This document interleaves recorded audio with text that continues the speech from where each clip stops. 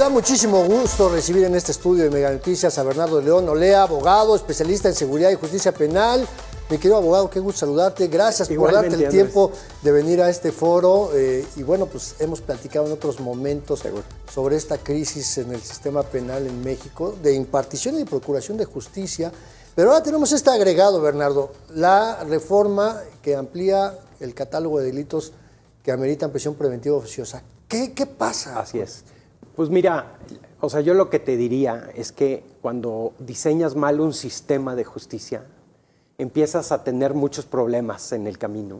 Y entonces tienes que empezar a poner parches para tratar de arreglar lo que no hiciste desde el principio.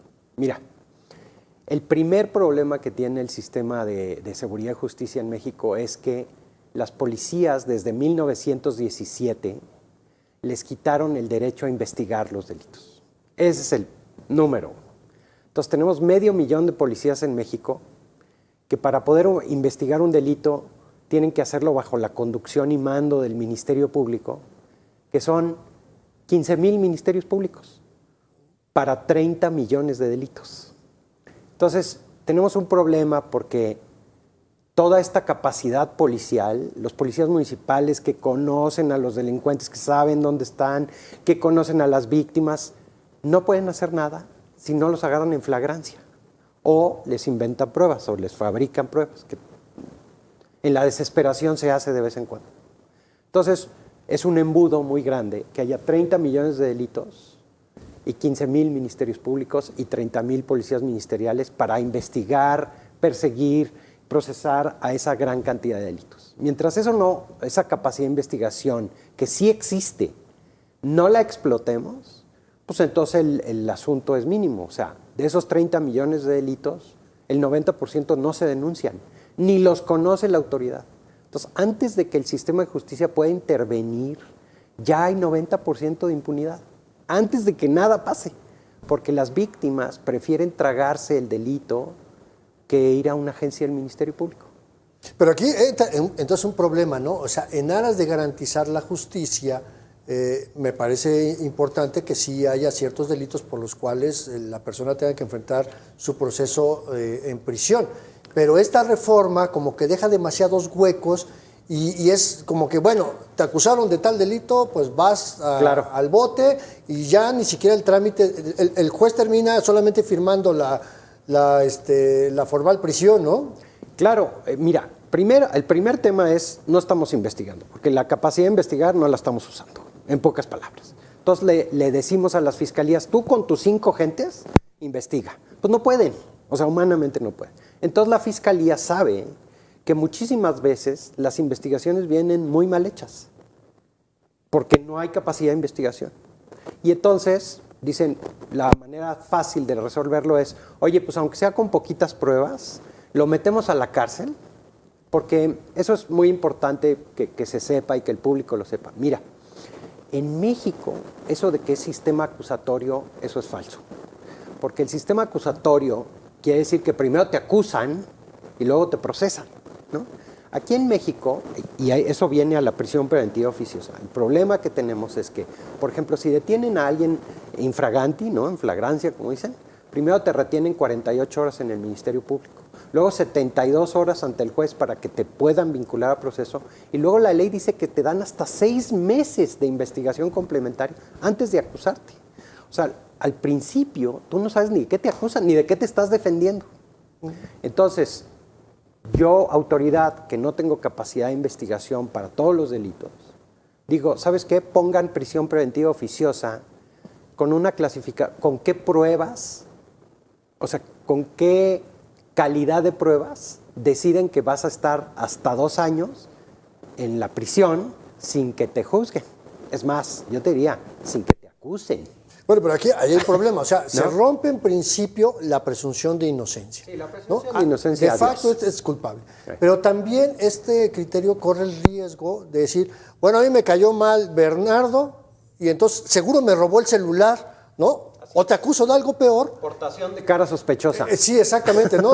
Por pobreza inexplicable. Exacto. Y entonces, como es un delito que amerita prisión preventiva, pues te vas al bote Hasta Así 2 es. años. Sí, señor. Hasta 2 años. Y ahí la clave, o sea, el argumento es, bueno, es que hay un debate en la audiencia inicial para ver si efectivamente te vinculan a proceso. Pero el tipo de pruebas que que te exige la ley, lo que te exige la ley probar en vinculación a proceso es un estándar muy bajo.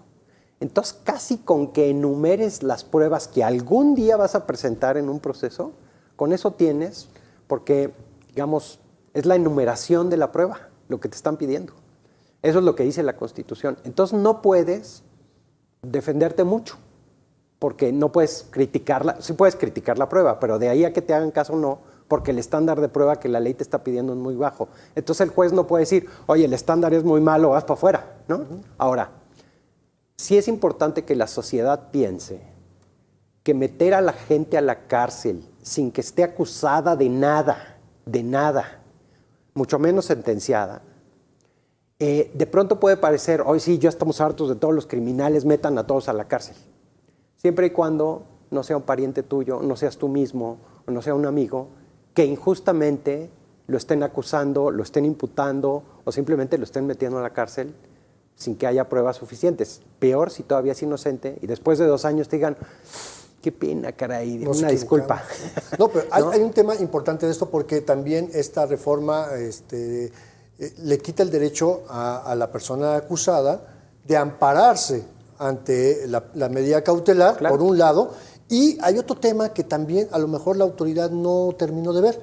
¿Quién va a pagar el proceso de una persona que puede ser inocente? Es decir, la familia tendrá que asumir el costo Claro. de todo el proceso penal, de ir a las audiencias. ¿Qué tal si lo mandan a una prisión lejos de su domicilio, como suelen hacer las autoridades? El tema de la extorsión dentro de la cárcel. ¿Qué hacer ante esa eventual violación a derechos humanos, Bernardo? O sea, yo lo que creo es que, mira, se hizo un gran esfuerzo en 2008 y en 2011 para cambiar la ley, para cambiar el sistema desde la Constitución.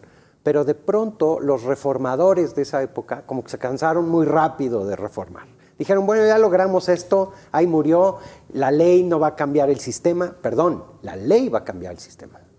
Y entonces tenemos que volver a hacer un esfuerzo para ajustar todas esas cosas que quedaron mal hechas en el sistema. Por ejemplo, déjame aventurar una barbaridad, André. Mira, por mí, que todos los delitos fueran de prisión preventiva oficiosa. Todos, el 100%, con una condición. Que antes de dictarte la prisión preventiva oficiosa, te acusaran del delito.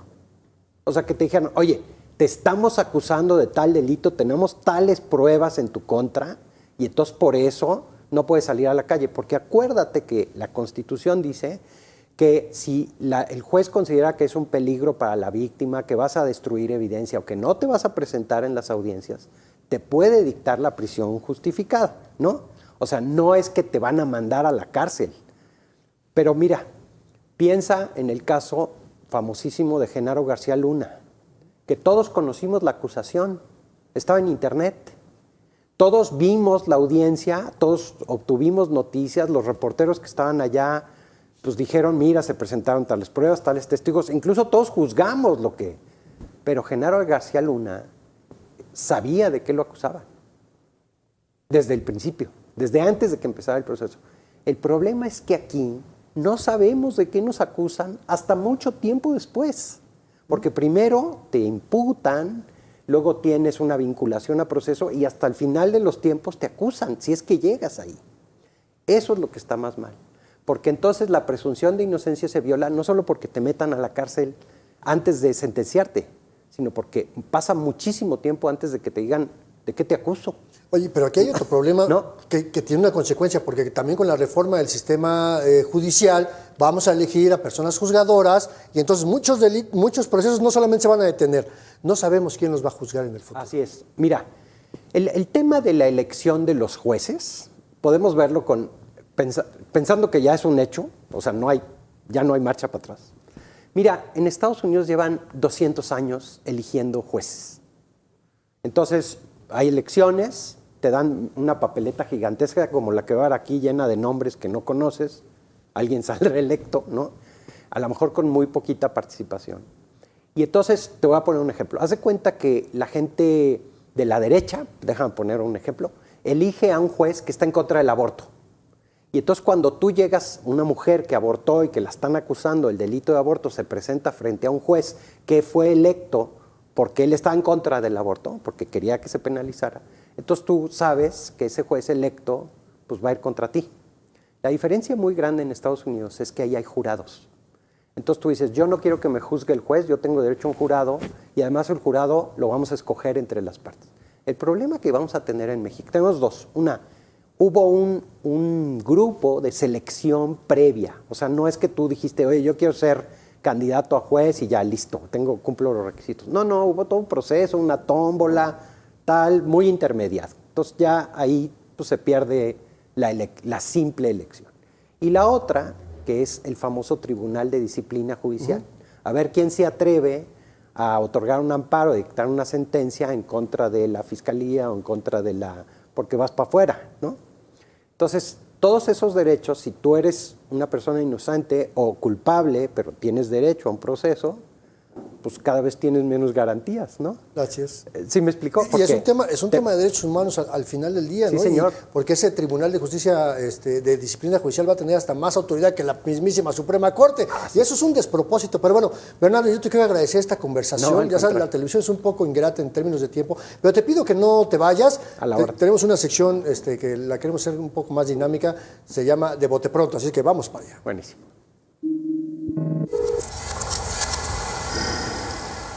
La dinámica en nuestra sección de Bote Pronto, Bernardo, es muy sencilla. Yo te voy a plantear una idea para que tú me la resumas en una sola palabra. ¿Te parece? Sí, venga. Bueno, vamos con la número 1. ¿Cómo calificamos al derecho de una persona a no ser sentenciada sin un juicio previo? El derecho humano más básico de un ciudadano frente al Estado. Muy bien. Número 2. Acción de encarcelar a una persona basándose solamente en una acusación. Si la acusación está bien armada y tiene todos los elementos, está bien. Yo estoy de acuerdo, ¿no? Si tiene pruebas, ¿por qué no? Vamos a la número 3. Estrategia de dejar de lado el análisis de una persona juzgadora para dictar una medida cautelar. No, muy mal. O sea, los legisladores no son jueces. El poder de determinar si una persona va a prisión preventiva de la que sea, tiene que ser de un juez porque eso es caso por caso. No puede ser algo legislado en general. Muy bien. Vamos a la número 4. ¿Cómo llamas al acto de imponer 2 años de prisión obligatoria a personas acusadas sin pruebas? Una barbaridad. La última vez que chequé éramos un Estado democrático de derecho, eso no puede ser. Muy bien, vamos a la número 5. Y la número 5 es cómo llamamos a esa percepción que deja la reforma a la prisión preventiva oficiosa. Un equívoco, porque la sociedad piensa que eso va a hacer que estén más seguros, que los criminales van a la cárcel, y en realidad lo único que va a pasar es que el peligro de que más inocentes vayan a la cárcel. Muy bien, muchísimas gracias Bernardo León por haber participado con la audiencia. Te agradezco mucho por haber estado aquí en Mega Noticias. Espero poderte ver en otra ocasión a futuro y por supuesto seguir platicando sobre esto. Y yo a ti te pido que te quedes, todavía tenemos más aquí en Expediente Semana.